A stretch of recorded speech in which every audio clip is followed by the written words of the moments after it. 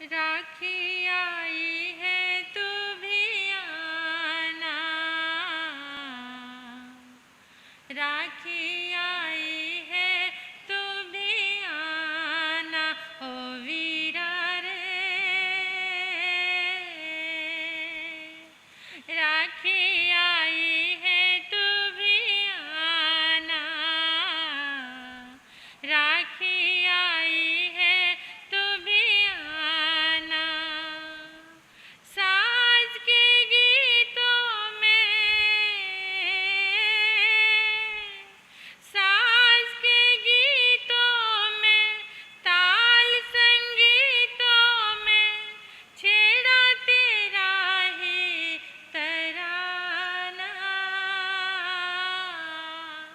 राखी आई है तू भी आना, राखी आई है तू भी आना, ओ वीरा रे।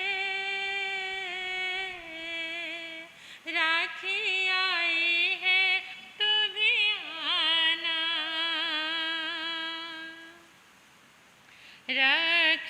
रक्षाबंधन वो बंधन है, वासना से मुक्ति दिला दे। प्रेम सुधा का सिंचन करके आत्म तेज मन शक्ति बढ़ा दे।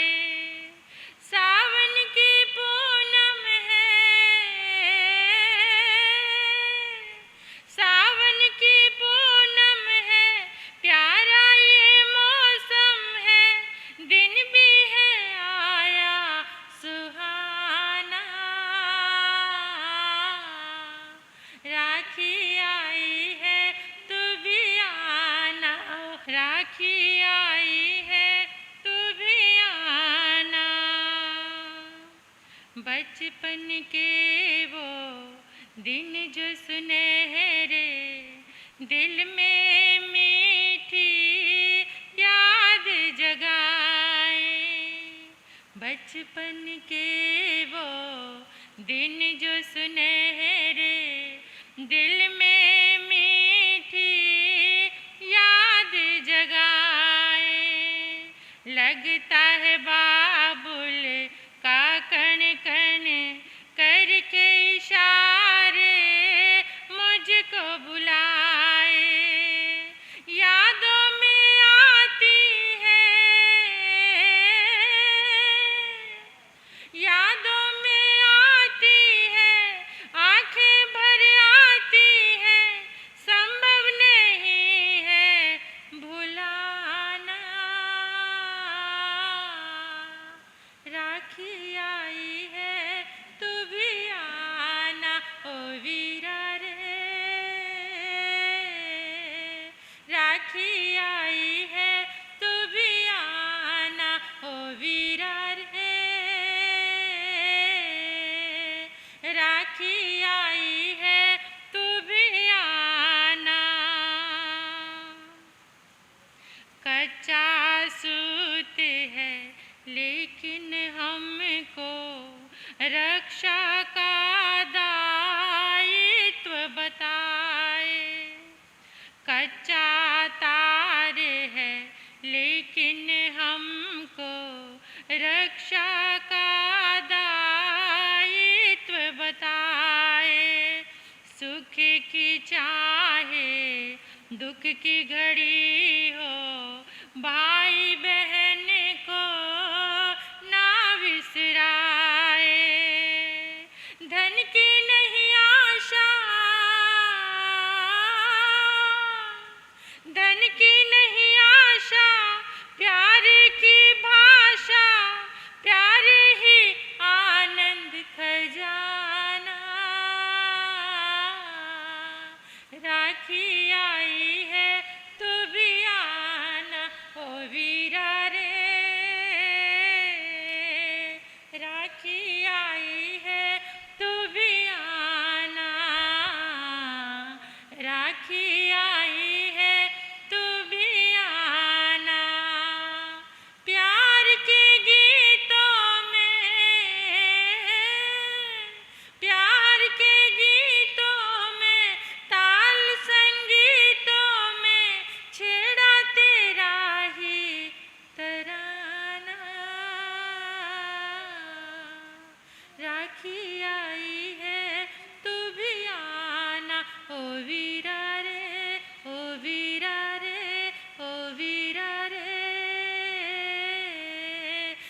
राखी आई है तू भी आना।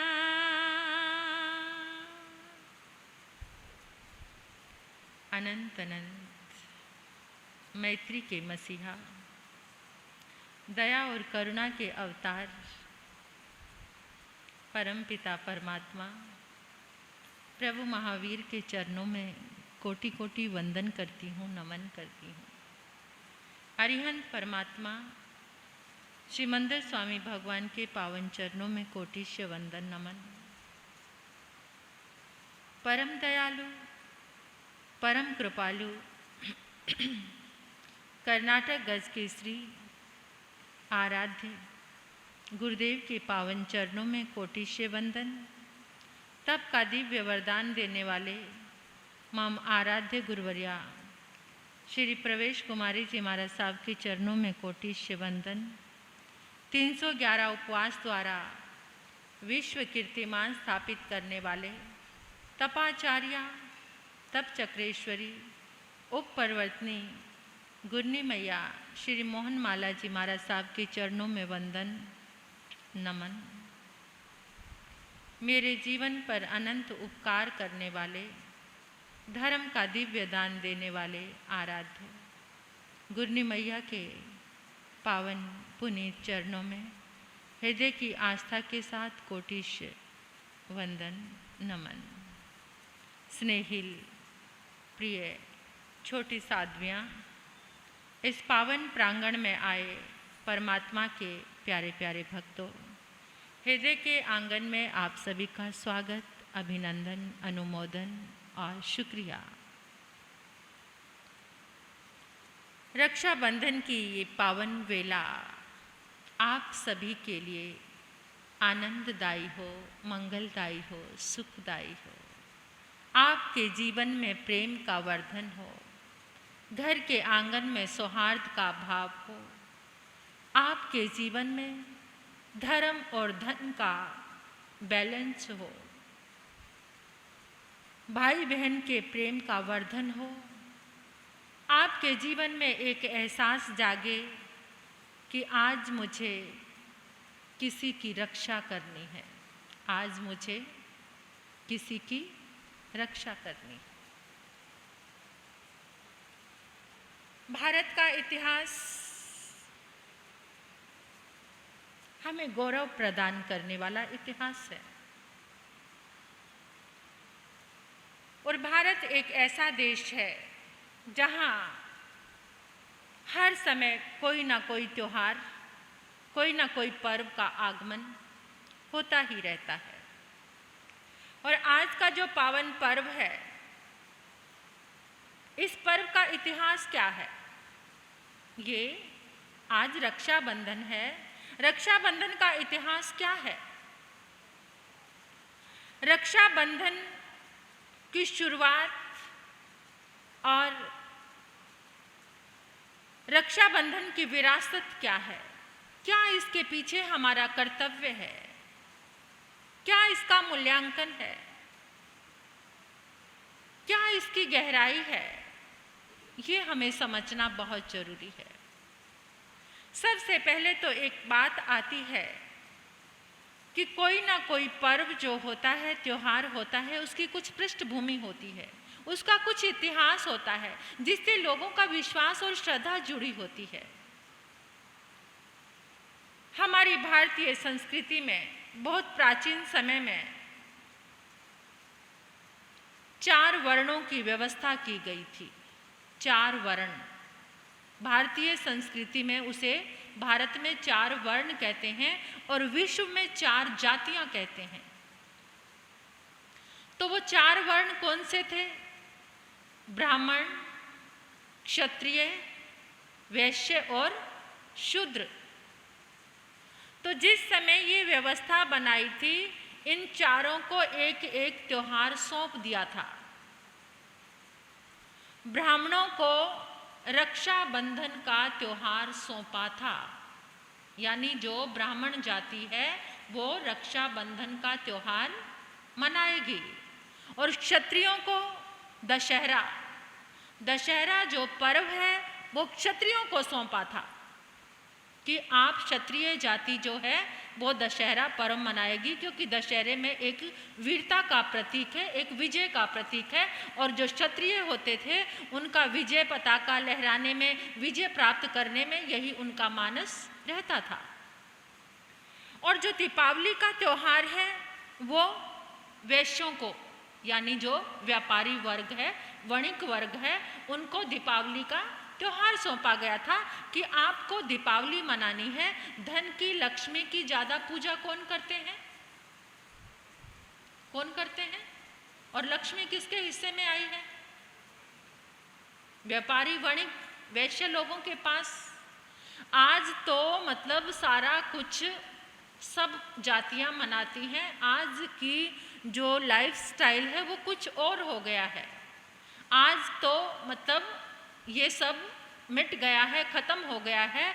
लेकिन पहले एक विशेष रूप से जिसको जो कार्य सौंपा जाता था, जिस जाति को जो चीज़ शोभा देती थी वो वही कार्य करते थे। और जो शूद्र थे, शूद्र जाति, शूद्रों के हिस्से में उनको सौंपा गया था होली का त्यौहार, रंगों का त्यौहार। रंगों का त्यौहार जो शूद्र लोग थे वो मनाया करते थे। लेकिन आज भेद रेखाएं ये सब मिट गई हैं, सब कोई सब तरह के त्यौहार मनाते हैं। वैसे तो एक तरह से अच्छी बात है, लेकिन फिर भी जो हमारा इतिहास है उसे याद करना बहुत ज़रूरी है और उसे समझना भी बहुत ज़रूरी है कि कहाँ से शुरुआत हुई थी। उस समय जो ब्राह्मण को धर्म का प्रतीक माना जाता था, और जो ब्राह्मण था वो जाकर राजा महाराजाओं को, अपने यजमानों को क्या बांधता था? रक्षा सूत्र बांधता था। रक्षा सूत्र बांधने का मतलब यही होता था ब्राह्मण की रक्षा करना। ब्राह्मण की रक्षा बोले तो धर्म की रक्षा करना, यानी आपका, राजा लोगों का, जिसको जिसको राखी बांधी जाती थी उनका एक कर्तव्य हो जाता था कि आपको ब्राह्मण के रूप में धर्म की रक्षा करनी है। उसके पीछे कुछ ना कुछ धार्मिक संदेश होता था। और वो पुरानी जो परंपरा आज भी कुछ गांवों में जिंदा है। कहीं गांव में आप जाकर देखो, वहाँ जो ब्राह्मण लोग हैं वो आज भी अपने, जो पुरोहित ब्राह्मण हैं वो आज भी अपने यजमानों को राखी बांधते हैं। और जो ब्राह्मण का कार्य होता था सबको पढ़ाना लिखाना, ये कार्य करना, हवन पूजा आदि कराना, जिससे उनको बदले में दान दक्षिणा आदि मिलती थी, उससे उनके जीवन का यापन होता था। और ये रक्षा सूत्र जो वैश्य लोग थे वो अपने कलम पे बांधते थे, जो जिससे लेखन कार्य करते थे। उसके पीछे भी एक धर्म का संदेश होता था कि मैं अपनी लेखनी द्वारा कभी भी कुछ गलत ना लिखूं, मैं अपनी लेखनी द्वारा कभी कोई घोटाला ना करूं, मैं अपनी लेखनी के द्वारा कभी किसी को दिल को दुखाने वाली बात ना करूं। और जो क्षत्रिय लोग होते थे वो जो रक्षा सूत्र अपनी तलवार पर, अपनी खड़ग पर, अपने हथियार पर बांधते थे, इसके पीछे भी एक लॉजिक होता था। उसके पीछे क्या होता था कि हमारी तलवार किसी गरीब पर, किसी दुखी पर, किसी निहत्थे पर, किसी अबला पर नहीं चले, बल्कि इस तलवार के साथ हम एक न्याय का, नीति का युद्ध करेंगे। ऐसे सबके मन के भाव होते थे। और आप देखिए आज के दिन ही जो ब्राह्मण लोग हैं अपना यज्ञोपवीत, यानी जो क्या बोलते हैं उसको, गले में पहनते हैं जनेऊ। ब्राह्मण लोग आजकल तो कोई पहनते नहीं। जनेऊ की भी एक पृष्ठभूमि भी थी, जनेऊ के पीछे भी एक सदाचार छिपा हुआ था, जनेऊ के पीछे भी एक धर्म की भावना होती थी। 3 तार होते थे जनेऊ के, वो जनेऊ पहनते थे। एक तार में माता पिता की पूजा, दूसरे तार का मतलब था गुरुजन और ऋषि मुनियों का सम्मान, और तीसरे तार का मतलब था अपने देवी देवताओं और कुल परंपरा का वहन करना, यानी सदाचार और मर्यादा में जीवन जीना। और जिस समय उनकी शादी होती थी, शादी तक वो ब्रह्मचर्य जैसा जीवन जीते थे, इधर उधर ये नजरें नहीं दौड़ाते थे। तो ऐसा ये पृष्ठभूमि है हमारा, ये इतिहास है हमारे भारत का कि यानी किसी भी रूप में रक्षा के लिए ये सूत के तार, ये धागे और उसमें राखी का ये कोई विशेष ऐसा महत्व नहीं होता था। आज तो क्या बदल गया, ये भौतिकवादी युग आ गया, भौतिकता बढ़ गई और राखी के मायने चेंज हो गए। बिल्कुल राखी के मायने आप सभी जानते हो, मुझे क्या, हम तो आप लोगों से ही सुनते हो कि जो भाई अमीर है उसके लिए सुंदर राखी, सुंदर गिफ्ट, उसके घर में पहले जाना। जो भाई गरीब है, बेचारे के पास कुछ भी नहीं है, उसके पास कब जाना, बाद में जाना। और गिफ्ट भी कैसा लेकर जाना, ये तो बहन का पहलू हो गया। और भाई का पहलू भी क्या है, आजकल तो भाभियां परेशान हो जाती हैं, दीदी 2 दिन पहले ही बच्चों को लेकर आ जाती है, बच्चे हुड़दंगबाजी करते हैं, ऐसे हमें नहीं, मम्मी चुपचाप कुछ लेकर दे देती है। यानी राखी के बहुत सारे मायने, बहुत सारी चीज़ें, एक स्वार्थ से भरा हुआ हो गया है ये त्यौहार। जहाँ पर ये रक्षा का त्यौहार था, जहाँ पर ये एक सदाचार और एक ऐसे ईमानदारी का त्यौहार था, आज तो इसमें बहुत घोटालाबाजी हो गई है। रक्षा के सूत्र तो पता नहीं कौन से ताक में चले गए हैं। भारत का इतिहास उठाकर देखो, इतिहास का वो पन्ना आपको याद होगा, चित्तौड़गढ़ की महारानी कर्मावती, सुना है नाम? चित्तौड़ की रानी कर्मावती, गुजरात के राजा बादशाह बहादुर शाह जफर ने आक्रमण कर दिया। राणा सांगा मर चुके थे, कर्मावती बहुत खूबसूरत थी। कर्मावती को लगा अब तो पता नहीं क्या होगा, और ये जो बादशाह हैं ये तो इतने खतरनाक हैं। धन के साथ साथ अंतःपुर में जो सुंदर रानी होती थी, जो सुंदर लड़कियां होती थी, राजकुमारियां होती थी, उनको उठाकर ले जाते थे और अपनी हवस का शिकार बना देते थे, उनका शील भंग कर देते थे। रानी कर्मावती सोचने लगी क्या करूं। उसने राखी के 2 तार लिए, 2 रक्षा सूत्र के 2 तार, सोने के तार थे वो, और उसने एक पत्र में कुछ अक्षर लिखे और दूत के साथ हुमायूं के पास भेज दिया। हुमायूं भी मुसलमान था, वो भी एक युद्ध में लीन था। दूत जाता है और जाकर एक पत्र हुमायूं के हाथ में पकड़ा देता है। पत्र को पढ़ता है हुमायूं, भैया आपकी बहन की लाज खतरे में है। इस बहन ने अपनी लाज बचाने के लिए आपको ही चुना है। भैया समय पर पहुंच जाओ और अपनी बहन की लाज की रक्षा करो भैया, नहीं तो तुम्हारी बहन की इज्जत खतरे में पड़ी हुई है। बहादुर शाह जफर ने आक्रमण की तैयारी कर ली है, आक्रमण कर दिया है।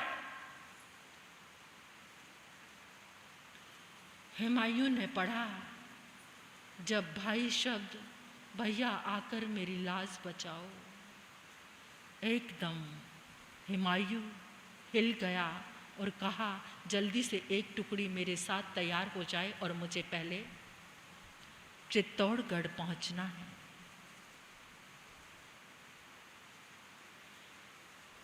मंत्री ने कहा ये क्या कर रहे हो, युद्ध जीतने के कगार पर है और आप युद्ध को बीच में छोड़कर चले जाओगे, और वो भी एक काफिर के लिए।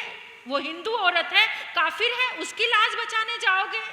युद्ध हम जीतने के कगार पर है, आपको थोड़ी समझ होनी चाहिए। बादशाह तुम्हें समझ नहीं आता, एक नारी ने मुझे भाई के योग्य समझा, उस महारानी ने जिसने मुझे भाई के योग्य समझा, भाई बनाने के लिए ये शब्द लिखना मेरे रोम रोम में रोमांच हो रहा है कि उस नारी ने, उस हिंदू नारी ने मेरे ऊपर इतना भरोसा, इतना विश्वास करके और मुझे ये पत्र लिखा। मैं यहाँ एक पल नहीं रुक सकता, मुझे अपनी बहन की इज्जत बचाने जाना है। और हुमायूं एक छोटी टुकड़ी को साथ में लेकर, सैनिकों की टुकड़ी के साथ लेकर चित्तौड़ की ओर चल पड़ा।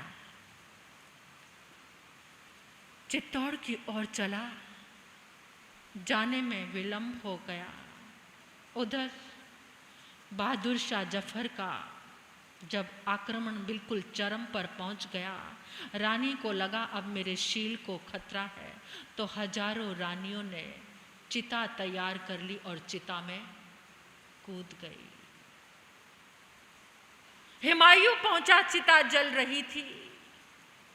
उस चिता की राख को उठाकर हुमायूं ने जो विलाप किया, बहन मुझे क्षमा कर देना, मुझे माफ कर देना, मैं आने में इतना लेट हो गया।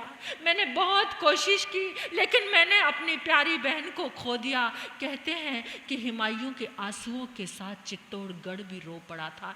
ऐसा विलाप किया था हुमायूं ने। एक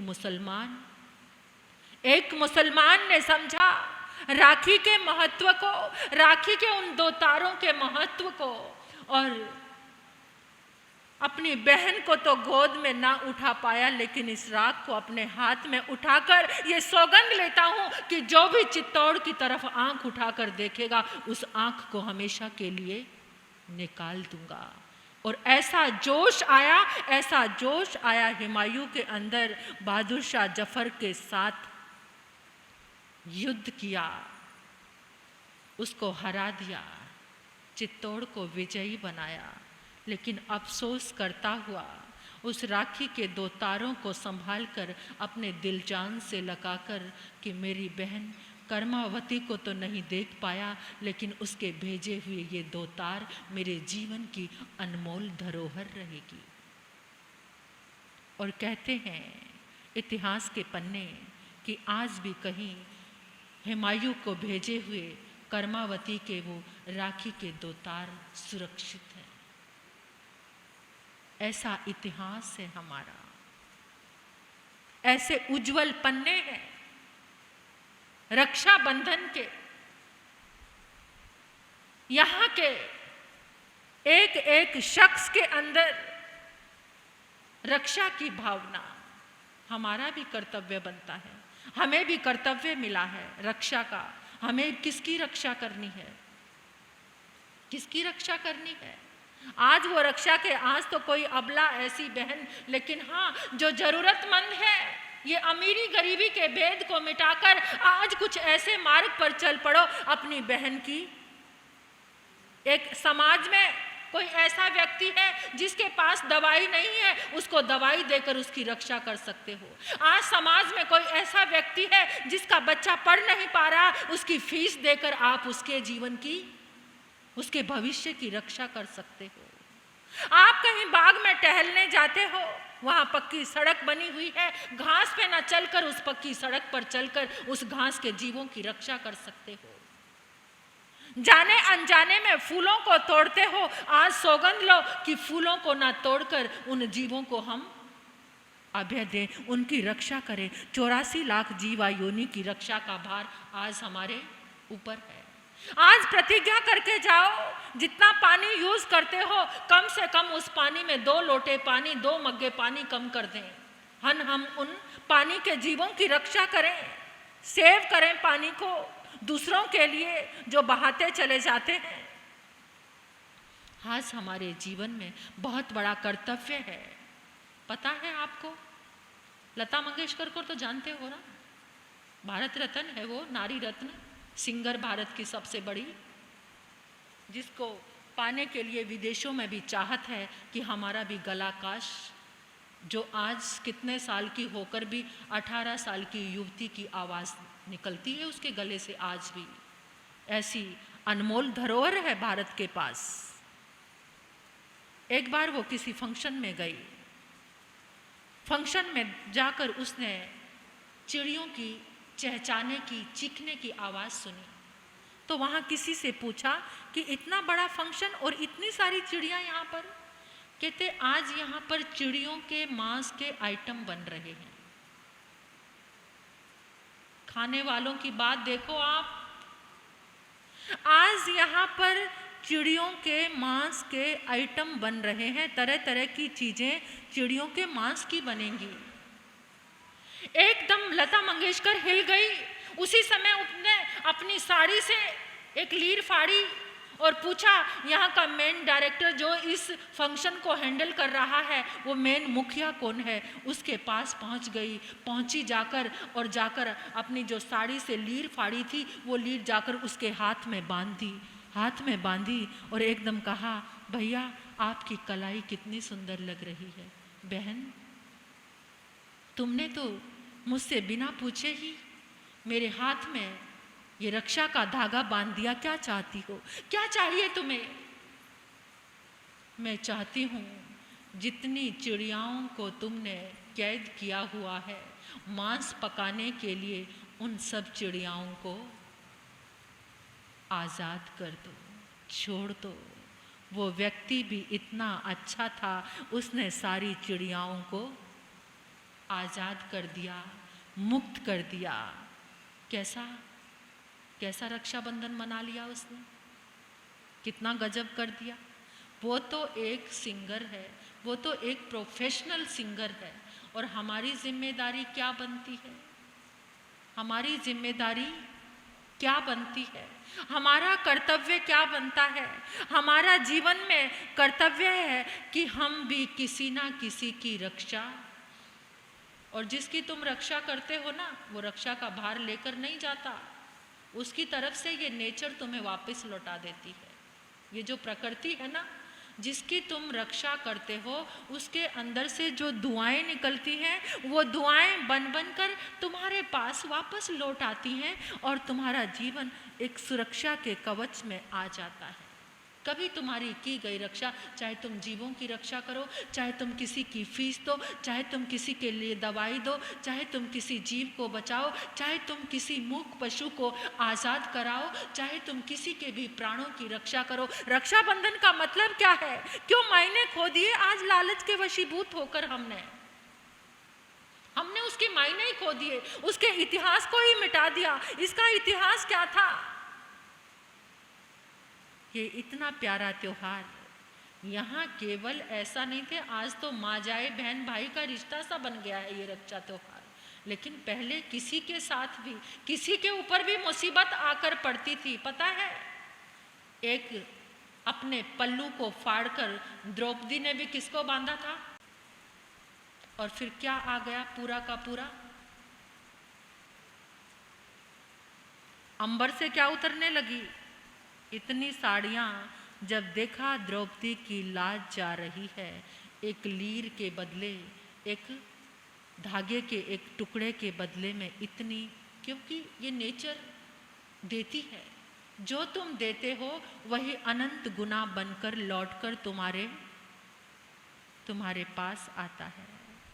धर्म स्नेही भाई और बहन माँ की जाएगा, आया है सुहाना अलबेला राखी त्योहार।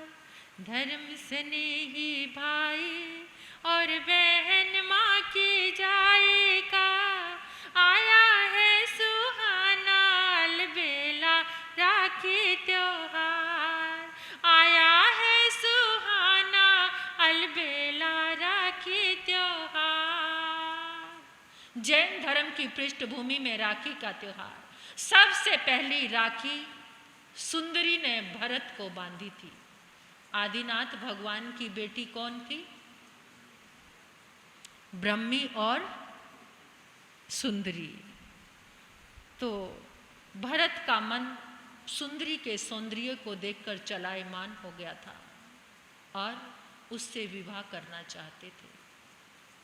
अगर भाई की किसी की वासना को मिटाने में कोई सामर्थ्य रखती है तो वो बहन के दो तार होते हैं, जो भाई के मन को पावन और पवित्र बना देते हैं। तो ब्रह्मी, सुंदरी, ये आदिनाथ भगवान की बेटियां, सुंदरी ने सबसे पहले राखी के जो सूत्र हैं वो भरत के हाथ में बांधे थे। और उस दिन ये श्रावण पूर्णिमा का दिन था, श्रावण मास की ये पूर्णिमा का दिन। और कहते हैं कि इतिहास के पन्ने कहते हैं कि उसी दिन से ये हमारे जैन दर्शन में राखी का पर्व मनाना शुरू हो गया। तो ऐसे ये हमारा गौरवान्वित करने वाला उज्जवल हमारी परंपरा, हमारा इतिहास है, ये भारत की संस्कृति है जो पल पल पर हमें एक सीख देती है। अब गुन्नी जी महाराज साहब के मुखारविंद से आप सुनेंगे कि किस तरह से राखी के सूत्र, राखी के दो तार जीवन को बदल देते हैं, मन को बदल देते हैं। एक डाकू को भी क्या बना देते हैं? भाई। ऐसा भाई बना देते हैं। और जो रक्षा, फिर तौल कर देखना अपने मन में कि हमसे तो वो डाकू भी श्रेष्ठ था जिसने अपनी बहन को अभय दिया, तो ऐसा दिया कि सारी दुनिया देखकर हैरान रह गई। और आज साधु संत भी उस डाकू का नाम अपने मुख से लेते हैं। तो गुन्नी जी महाराज साहब के मुखारविंद से आप सुनेंगे। इसी के साथ ओम शांति।